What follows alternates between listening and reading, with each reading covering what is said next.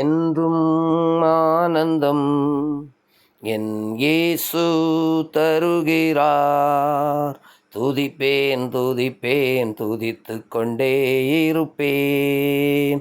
துதிப்பேன் துதிப்பேன் துதித்து கொண்டே இருப்பேன். அல்லேலூயா ஆனந்தமே, அல்லேலூயா ஆனந்தமே, அல்லேலூயா ஆனந்தமே, அல்லேலூயா ஆனந்தமே. உன்னதர் மறைவில் வல்லவர் நிழலில் என்றும் தங்குவேன். உன்னதர் மறைவில் வல்லவர் நிழலில் என்றும் தங்குவேன். தேவனை நோக்கி அடைக்கல பாறை என்றே சொல்லுவேன். தேவனை நோக்கி அடைக்கல பாறை என்றே சொல்லுவேன். அல்லேலூயா ஆனந்தமே, அல்லேலூயா ஆனந்தமே, அல்லேலூயா ஆனந்தமே, அல்லேலூயா ஆனந்தமே. துதிப்பேன் துதிப்பேன் துதித்து கொண்டே இருப்பேன். துதிப்பேன் துதிப்பேன் துதித்து கொண்டே இருப்பேன். கிறிஸ்து இயேசுவுக்குள் மிகவும் பிரியமானவர்களே, மீண்டும் ஒரு விசை இந்த நாளின் அதிகாலை பொழுதில் உங்களோடு கூட ஆண்டுடைய வார்த்தையை அறிவிக்கவும் ஜெபிக்கவும் எனக்கு கிடைத்த மாபெரும் தயைக்கா என் தேவனை ஸ்தோத்திரிக்கிறேன்.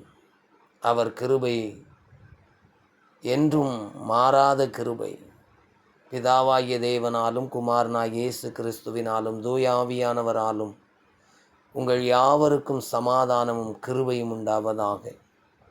கிறிஸ்துவுக்குள் பிரியமானவர்களே, எகிப்தை விட்டு புறப்பட்ட இஸ்ரவேலர்கள் கானானின் தேசத்திலே கொஞ்ச பகுதியை மாத்திரம் சுதந்திரித்திருந்த போதிலும் யோசுவாவின் வயதான நிலைமையில் அவர்களுக்கு அதை பங்கிட்டு கொடுத்ததை நாம் அறிகிறோம்.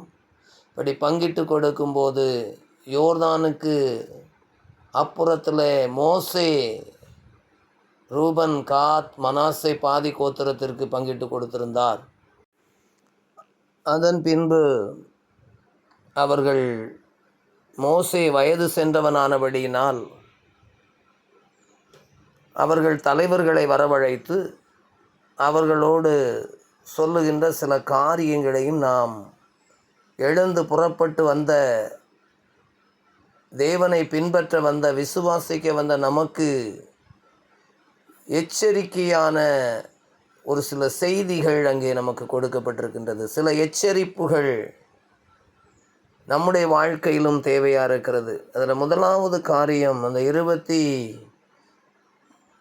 23வது அதிகாரத்தில் அவர் சொல்லும்போது, 24வது அதிகாரத்தில் சொல்லும்போது, நீங்கள் துரத்தின அல்லது நீங்கள் முறியடித்த, நீங்கள் ஜெயித்த தேசங்களினுடைய தேவர்களையோ அவர்களின் வழிபாட்டு முறைகளையோ அவைகளின் நாமங்களையோ அவைகளை ஆராதிக்கின்ற காரியங்களையோ உங்கள் வாழ்க்கையில் செய்யாதபடி எச்சரிக்கையாயிருங்கள்.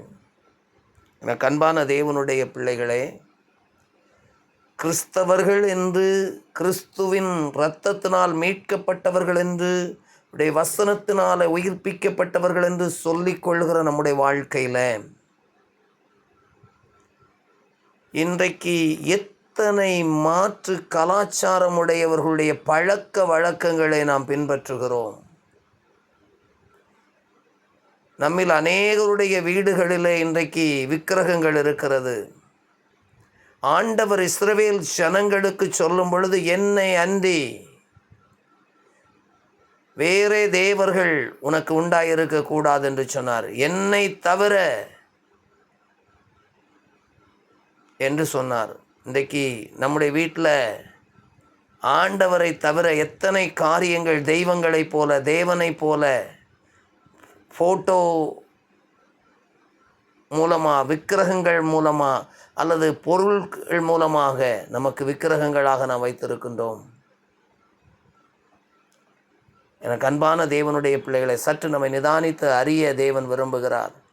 இஸ்ரவேலர்கள் எகிப்திலிருந்து புறப்பட பண்ணினதனுடைய நோக்கமே அவர்கள் தேவனை மட்டும் ஆராதிக்கிற ஜனமாய் இருக்க வேண்டும் என்பதற்காக. கானானுக்குள்ளே கொண்டு வந்தவர்களை சேர்த்த உடனே மறுபடியும் ஆண்டவர் யோசுவா மூலமாக சொல்லுகின்றார், நீ விட்டு வந்த அல்லது நீ யுத்தம் செய்து ஜெயித்து வந்த புறஜாதிகளுடைய தெய்வங்களுடைய பெயரை, நாமங்களை நீ சொல்லக்கூடாது, அவைகளை வழிபடக்கூடாது, அவைகளுடைய ஆராதனை முறைமைகளை நீ பின்பற்றக்கூடாது என்று ஆண்டவர் சொன்னார். அதில் எச்சரிக்கையாக இருக்க சொன்னார். இன்றைக்கு அநேக கிறிஸ்தவருடைய வீடுகளுக்குள்ளே வேளாங்கண்ணி சொரூபங்கள் இருக்கிறது. இன்னும் போதாத குறைக்கு மரியா சொரூபம் இருக்கிறது, இயேசுவுக்கு சொரூபம் இருக்கிறது. எனக்கு அன்பான தேவனுடைய பிள்ளைகளே, நாம் எவ்வளவு பெரிய பாவத்தை செய்கிறோம் என்பதை மறந்து போகாதிருங்கள் என்று நான் உங்களுக்கு சொல்ல விரும்புகிறேன். ஏனென்றால் ஆண்டவர் விடுதலை பயணம் 20வது அதிகாரத்தில் இப்படி சொல்லுகின்றார். ரோமன் கத்தோலிக்க வேதாகமத்தில் அது மிக தெளிவாக இருக்கிறது. உன் ஆண்டவரும் கடவுளுமாகிய நான் உனக்கு சொல்லுகிறதாவது, மேலே விண்ணுலகில் கீழே மண்ணுலகில் அதன் கீழ் இருக்கிற நீர்நிலைகளில் இருக்கிறவைகளுக்கு ஒப்பான யாதொரு ஓவியத்தையும் சொரூபத்தையும் நீ உனக்கு உண்டாக்கக்கூடாது. இந்த வானத்தில் இருக்கிற பூமியில் இருக்கிற பூமிக்கு கீழாக இருக்கின்ற நீர்நிலைகளில் இருக்கின்ற எதற்கு ஒப்பாகவும் ஒரு சொரூபத்தை நீ உண்டாக்கக்கூடாது என்று சொன்னான். இன்றைக்கு அநேக வீடுகளில் அநேக சொரூபங்கள் இருக்கிறது. காரணம், நாங்கள் அடையாளத்துக்கு வைத்திருக்கிறோம் என்று சொல்லி. ஆனால் ஆண்டவர் சொல்லுகின்றார், என்னை அல்லாமல் வேறே தேவர்கள் இந்த உலகத்தில் உள்ள, வானத்தில் உள்ள, பூமியில் உள்ள, தண்ணீருக்குள்ளே இருக்கிற யாதொன்றும் இருக்கக்கூடாது என்று ஆண்டவர் சொன்னார். ஏனென்றால் தேவன் ஆவியாயிருக்கிறார். அவரை தொழுது கொள்ளுகிறவர்கள் ஆவியோடும் உண்மையோடும் தொழுது கொள்ள வேண்டும் என்று அவர் சொல்லுகிறார். கிறிஸ்துவுக்குள் பிரியமானவர்களே, இந்த விஷயத்தில் ஒவ்வொரு மனிதனும் எச்சரிக்கையாயிருக்க வேண்டும். என்றைக்கு நீங்களும் நானும் இந்த விஷயத்தில் எச்சரிக்கை அற்றவர்களாய் காணப்படுவோமோ, அன்றைக்கு தேவன் உங்களையும் என்னையும், உங்கள் தலைமுறையும் என் தலைமுறையும் மறந்து போவார் என்பதில் சந்தேகமில்லை. ஏனென்றால் அந்த வசனத்தினுடைய கீழ்ப்பகுதியை நீ வாசித்து பார்த்தீர்கள் என்றால், உன் ஆண்டவரும் கடவுளுமாகிய நான் எரிச்சல் உள்ள தேவனாயிருந்து என்னை பகைக்கிறவர்களுடைய அக்கிரமத்தை பிள்ளைகளின் 3ஆம் 4ஆம் தலைமுறை மட்டும் தண்டித்து தீர்ப்பேன் என்று சொல்லுகின்றார். அன்பான தேவனுடைய பிள்ளைகளே, விக்கிரக ஆராதனை குறித்து தேவன் அநேக வார்த்தைகளை புதிய ஏற்பாட்டில் நமக்கு சொல்லியிருக்கின்றார். பவுல் மூலமாக அநேக காரியங்களை சொல்லியிருக்கின்றார். ஆனால் எல்லாம் அறிந்த பின்பும் நம்முடைய வீடுகளில் முதன்மையாய் வைத்திருப்பது இயேசு கிறிஸ்துவுடைய ஃபோட்டோ, இல்லைன்னா மரியாளுடைய ஃபோட்டோ, யாரோ போய் பார்த்துட்டு வந்த மாதிரி ஃபோட்டோ, அல்லது செத்து போனவங்களுடைய ஃபோட்டோலாம் வரிசையாக வச்சுருப்பாங்க. அதுக்கு மெழுகுத்திரி கொளுத்துறது, அதுக்கு பத்தி கொளுத்துறது, அதுக்கு மாலை போடுறது, இதெல்லாம் தேவன் அருவருக்கிற காரியங்கள். என அன்பான தேவனுடைய பிள்ளைகளே, தேவன் ஆவியாக இருக்கிறார். அவர் கர்த்தர், அவருடைய மகிமையை அவர் விக்கிரகங்களுக்கு கொடேன் என்று சொல்லுகின்றார். ஒரு விக்கிரகத்துக்கும் தேவன் தன்னுடைய மகிமையை கொடுப்பதில்லை. எனக்கு அன்பான தேவனுடைய பிள்ளைகளே, அவர் ஆவியான தேவன். அவரை ஆவியோடும் உண்மையோடும் தொழுது கொள்ளுங்கள் என்று சொல்லுகின்றார். அவர் நாமம் அதிசயம். அவர் சர்வ வல்லமை உள்ளவர். அவரை நீங்கள் ஆராதிப்பதற்கு வைராக்கியம் கொள்ளுவீர்கள் என்றால் உங்களுக்காக அவர் வைராக்கியம் காண்பிப்பார். ஜெபம் செய்வோம். நேசிக்கிற நல்ல ஆண்டவரே, பரலோக பிதாவே, நீர் இஸ்ரவேல் ஜனங்களுக்கு கொடுத்த முதல் கட்டளை, என்னை அன்றி வேறே தேவர்கள் உனக்கு உண்டாகக்கூடாது என்று சொன்னீரப்பா. மேலே வானத்திலும் கீழே பூமியிலும் பூமியின் கீழே இருக்கிற நீர்நிலைகளிலும் இருக்கிறவைகளுக்கு ஒப்பான யாதொரு சொரூபத்தையும் விக்கிரகத்தையும் நீ உனக்கு உண்டாக்க வேண்டாம் என்று சொன்னீர். அவைகளை நமஸ்கரிக்க, அவைகளை பணிந்து கொள்ளவும் வேண்டாம் என்று சொன்னீரப்பா. அதே வார்த்தை இஸ்ரவேல் ஜனங்களுக்கு கானானுக்குள் கொண்டு போய் நீர் சொல்லிக் கொடுத்தீர்.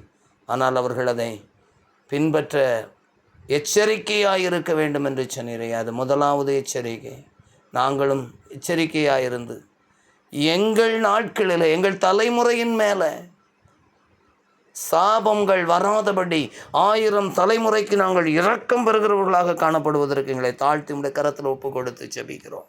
இரக்கம் செய்யும். இயேசு கிறிஸ்து மூலமாய் ஜெபங்கேளும் அன்பு நிறைந்த பரிசுத்தமுள்ள பரலோக பிதாவே, ஆமென்.